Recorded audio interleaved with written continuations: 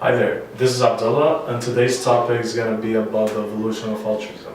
To start this topic off, let's ask ourselves what is altruism, and the definition is: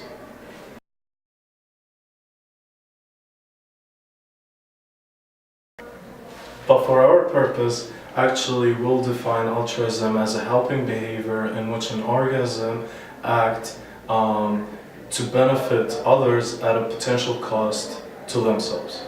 And more importantly, it's a group phenomenon, so it requires at the very least a group of two. One is the altruist, which pays the cost, and the other one is the recipient, which benefits of that cause. As well as it can occur within the species, as well as between other different species. But one very important thing to keep in mind though, and that is there's no such thing as a true one-way altruistic gene. In fact, genes are selfish, and they must be, right? How do we know for sure, right?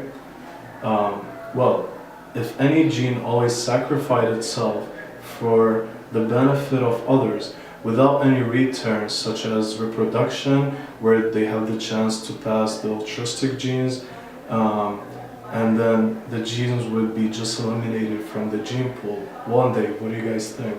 So you may ask yourself, how come altruism possible if genes are selfish?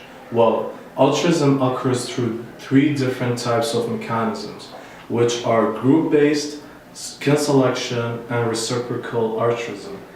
As I mentioned, in the first type of altruistic mechanism is group-based, also known as forced altruism. In this context, an individual does a cost-inducing action to benefit the whole group. As a great example of this type of altruism is with the meerkats, like Timon from The Lion King. Here's a little clip to remind you of the best childhood memories. It's hyena time! Oh, look, it's dinner and a show. And I thought beans were the only musical food. Hi.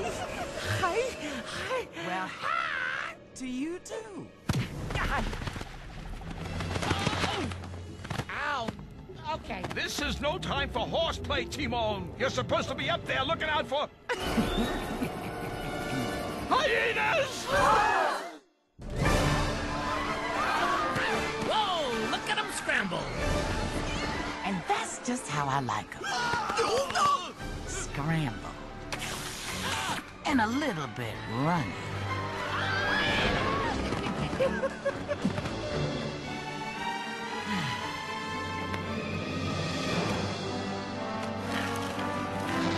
Get in here. What are you, on my sugar nut?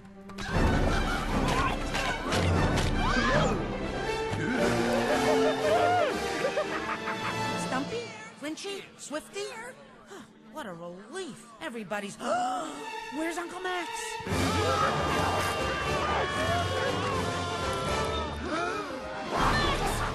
for your life! We're good! Almost there! Suede is the look for this fall. Of course, suede Hey, is what's what's happening going on? in every Humba, magazine. you're sitting on What the I like remote. about it, other than you've got that long sorry. strap, I thought it was you a can clear brownie. your coats. You got it, Max!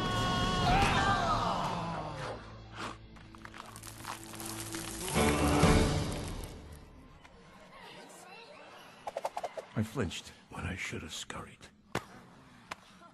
Oh, man, it just never gets old, does it? Oh, the classics never do, honey. As you have seen from the clip, a chosen meerkat spots hyenas at a distance and signals the whole group. Signals the whole group by barking as a form of distraction, allowing them to escape into their burrows. By doing so, the altruistic meerkat attracts the predator's attention, placing its own life at risk. The second altruistic mechanism is kin selection. This type of altruism, where an organism risks its own life to save their related organisms. Doing so ensures the survival of the genes they both possess. Essentially, the central idea of this mechanism is inclusive fitness, which is the ability of an organism to pass its genes through its relatives. If the altruist does not survive, its genes will. But the downside of this mechanism is the uncertain fate of the shared genes. The chances of altruist genes being passed is heavily subjected to probability, which are usually quite low. The last altruistic mechanism is reciprocal altruism. Think of this mechanism as saying, you scratch my back and I'll scratch yours. This occurs when organism A does something that benefits organism B, and in the later future, organism B is going to do something in return to benefit organism A because they remember what organism A have done in the past. But this type of mechanism will only continue if the altruist expects the recipient to return the favor, and if the recipient doesn't reciprocate, then you best believe that the friendship is over. Vervet monkeys are a great example of this type of altruistic interaction. Studies on vervet monkeys have actually shown that they are more willing to help unrelated individuals that behaved kindly towards them in the past. Other studies have shown that grooming amongst non-kin increase the probability of forming alliance and reduce aggression. So they literally live by the saying, you scratch my back and I'll scratch yours. Now that we have discussed the possible scenarios in which altruism occurs, now let's talk evolution. What do you guys think? Does altruism evolve? To this day, there is no definite answer, but the three types of mechanism that I just discussed helps us understand the altruistic behavior in the population.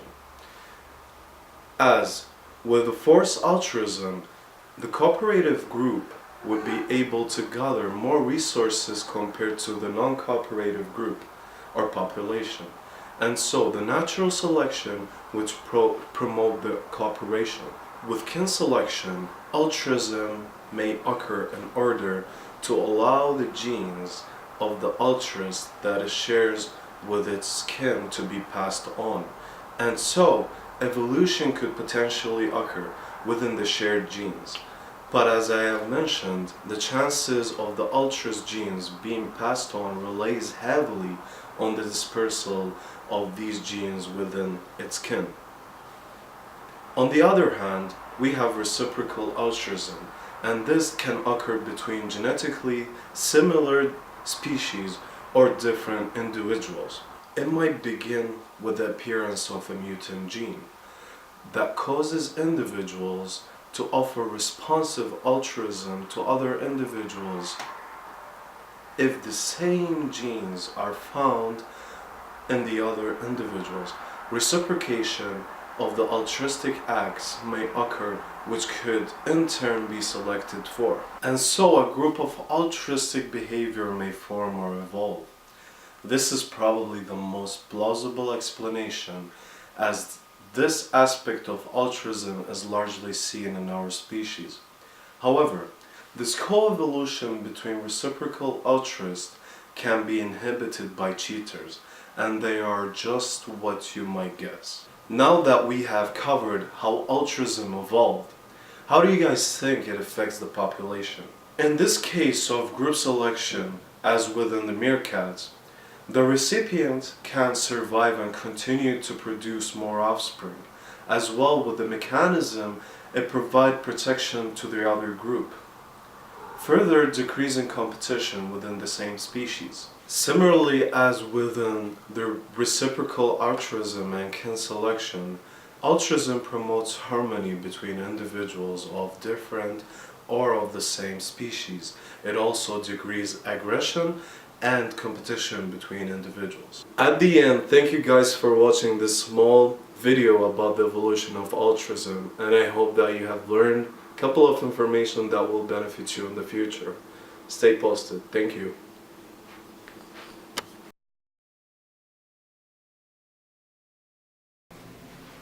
Gucci? That's Gucci.